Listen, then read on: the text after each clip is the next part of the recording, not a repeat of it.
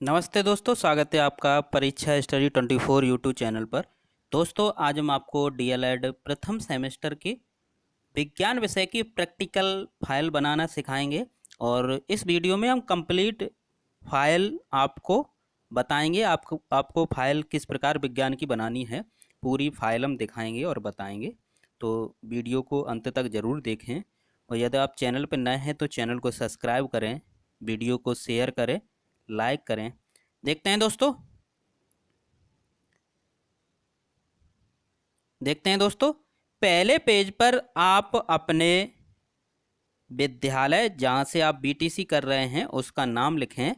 और ये सत्र का नाम है डीएलएड 2021 बैच है आपका। 2021 लिखेंगे, प्रथम सेमेस्टर।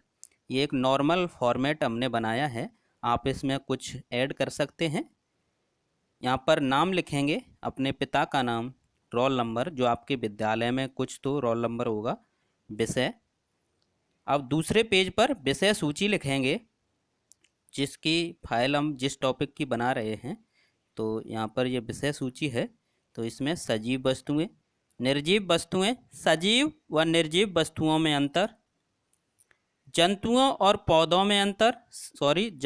पौधों में समानता, पौधों के विभिन्न भाग, जड़, यहाँ पर जड़ लिखेंगे,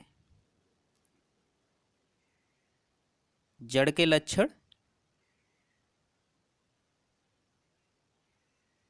लक्षण, जड़ों के प्रकार, जड़ों के कार्य।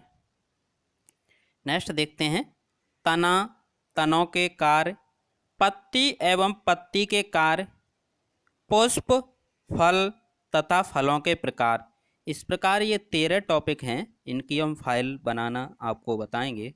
देखते हैं दोस्तों, सजीव वस्तुएं, आपको हेडिंग डालनी है सजीव वस्तुएं। वे वस्तुएं जो अपनी इच्छा से गति कर सकें, जिन्हें भोजन की आवश्यकता हो, जिनमें श्वसन क्रिया हो, अपने वातावरण के प्रति सजग हों, इनमें प्रजनन क्रिया हो, आदि गुण समाहित करने वाली सजीव की श्रेणी में आती हैं। जैसे मनुष्य है, बंदर, कुत्ता, बिल्ली, पौधे, पक्षी, कीट पतंगे, ये सभी सजीव के अंतर्गत आते हैं। निर्जीव वस्तुएं, वे वस्तुएं जिनमें प्रजनन क्रिया न हो, श्वसन क्रिया न हो, अपनी इच्छा से गति न कर सकें, जिन्हें भोजन की आवश्यकता न हो, अपने वातावरण के प्रति सजग न हो, आदि गुण समाहित करने वाली निर्जीव की श्रेणी में आती हैं। जैसे वायु है, जल है, भूमि है, पत्थर, मकान, बस आदि, ये सभी निर्जीव वस्तुएं कहलाती हैं। सजीव व निर्जीव वस्तुओं में अंतर, सजीव व निर्जीव वस्तुओं में अंतर। सजीव व निर्जीव वस्तुओं में निम्नलिखित अंतर है। सजीव, निर्जीव। देखते हैं, सजीव श्वसन क्रिया करते हैं, निर्जीव श्वसन क्रिया नहीं करते हैं। सजीव भोजन ग्रहण करते हैं, निर्जीवों में भोजन की आवश्यकता नहीं होती है। सजीव प्रजनन करते हैं और निर्जीव में प्रजनन क्रिया नहीं होती है। सजीव में वृद्धि होती है और निर्जीव में वृद्धि नहीं होती है। सजीव का शरीर एक कोशिकीय या बहुकोशिकीय होता है, इनमें कोशिका नहीं होती है, यानी निर्जीव में कोशिका नहीं होती है। नेक्स्ट देखते हैं दोस्तों, जंतुओं और पौधों में समानता। जंतुओं और पौधों में निम्नलिखित समानताएं हैं। जंतु एवं पौधे दोनों में वृद्धि होती है। जंतु एवं पौधे दोनों में भोजन की आवश्यकता होती है। जंतु एवं पौधे दोनों में श्वसन क्रिया होती है। जंतु एवं पौधे दोनों में गति होती है। जंतु एवं पौधे दोनों संवेदनशील होते हैं। जंतु एवं पौधे दोनों प्रजनन क्रिया करते हैं या दोनों में प्रजनन क्रिया होती है। नेक्स्ट देखते हैं दोस्तों, पौधों के विभिन्न भाग। पौधों के विभिन्न भाग निम्नलिखित हैं। जड़, तना, पत्ती, पुष्प, फल। जड़, सामान्यतः जड़ पौधे का भूमिगत भाग होता है। इसका प्रमुख कार्य पौधों को स्थिर रखना तथा भूमि से जल और खनिज लवणों का अवशोषण करना होता है। लक्षण जड़ के सामान्यतः लक्षण निम्नलिखित हैं। जड़ें हमेशा पृथ्वी के गुरुत्वाकर्षण शक्ति की ओर जाती हैं, या फिर हम कह सकते हैं भूमि की तरफ जाती हैं। प्रकाश के विपरीत दिशा में जल की खोज में बढ़ती हैं। जड़ भ्रूण के मूलांकुर से विकसित पौधे का भूमि की तरफ विकसित होने वाला भाग है। जड़ में पुष्पकलिकाएं होती हैं, पुष्पकलिकाएं नहीं होती हैं। जड़ों के प्रकार। जड़ें मुख्यतः दो प्रकार की होती हैं। मूसला जड़ें, अपस्थानिक जड़ें। मूसला जड़ें इस प्रकार की जड़ों में प्राथमिक जड़ प्रौढ़ पौधों में मुख्य जड़ के रूप में बनी रहती है। यह ऊपर की ओर मोटी तथा नीचे क्रम से पतली होती चली जाती है। यह अधिकतर द्विबीजपत्री पौधे जैसे गाजर, मूली, सरसों आदि में पाई जाती है। अपस्थानिक जड़ें, इनमें प्राथमिक जड़ स्वयं ही बहुत अल्पकाय होती है। शीघ्र ही इनके स्थान पर तने के आधार से बहुत सी जड़ें निकल आती हैं। ये जड़ें मूलांकुर की शाखाएं नहीं होती हैं। इन जड़ों को अपस्थानिक जड़ कहते हैं। ये भूमि के चारों ओर फैलकर रेशेदार जल तंत्र बनाती हैं, जड़ तंत्र बनाती हैं। इनमें द्वितीय वृद्धि नहीं होती। यह अधिकांशतः एक बीज पत्री पौधे जैसे मक्का, ज्वार, बाजरा, गेहूं आदि में पाई जाती हैं। जड़ों के कार्य। जड़ों के निम्नलिखित कार्य हैं। जड़ें पौधे को आधार प्रदान करती हैं, यानी स्थिर रखती हैं। जड़ें पौधों की वृद्धि के लिए जमीन से खनिज लवण पानी अवशोषित करती हैं।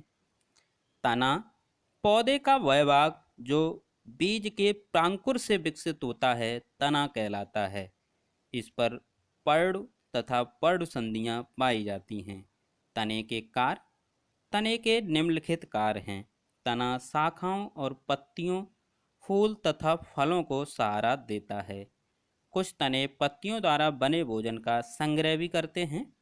शाकीय मुलायम तने की सतह से रंध्रों द्वारा गैसों का आदान प्रदान होता है या करते हैं। पत्ती।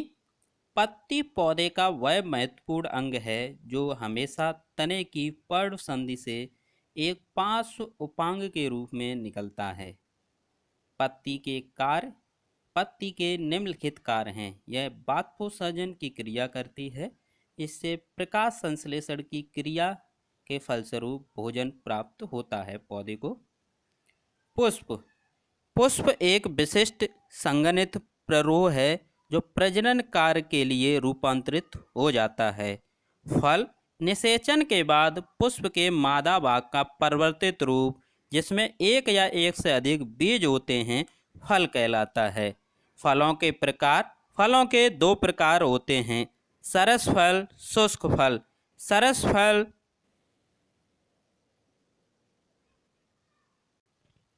सरस फल वे फल होते हैं जो पकने के बाद रसदार होते हैं, जिनकी दीवारें रसीली या जो गूदादार होते हैं। शुष्क फल वे होते हैं जो पकने के बाद जिनकी जो परत है वो सूख जाती है। तो इस प्रकार आपने फलों के प्रकार देखे। तो विज्ञान की फाइल आपने कंप्लीट कर ली, और फाइल आप अपने हाथ से बनाएं, क्योंकि जो टॉपिक हमने आपको बताए हैं वह आपके सिलेबस में हैं और सिलेबस के टॉपिक पेपर में आते हैं। तो कोशिश ये करें कि स्वयं फाइल अपने हाथों से बनाएं, तो इससे आपके लिखने से आपको याद होगा। जिन छात्रों को याद करने में प्रॉब्लम होती है तो वो पहले थोड़ा थोड़ा याद करें और उस याद करने के बाद उसे लिखें। जब बार बार याद करके लिखेंगे तो आप लिखना सीख जाएंगे और वह आपको याद भी रहेगा, क्योंकि पेपर में आपको लिखना है। तो हमेशा ध्यान रखें। बहुत से छात्रों को प्रॉब्लम रहती है कि भूल जाते हैं। तो भूलना तो एक स्वाभाविक क्रिया है, सभी के साथ ऐसा होता है। अगर छात्र भूलेंगे नहीं तो कुछ ऐसी घटनाएं भी होती हैं जो हमें अगर याद रहेंगी तो हम दिक्कत आने वाली है हमें, क्योंकि बहुत सी ऐसी घटनाएं परिवार में घटित हो जाती हैं जिससे मानसिक संतुलन बिगड़ जाएगा। तो एक स्वाभाविक क्रिया है, लेकिन आप पढ़ाई में भूल रहे हैं तो उसे क्या है, अभ्यास करें, याद करें, लिख कर देखें, तो आपकी जो भूलने की जो प्रक्रिया है उसे कम किया जा सकता है। थैंक यू दोस्तों।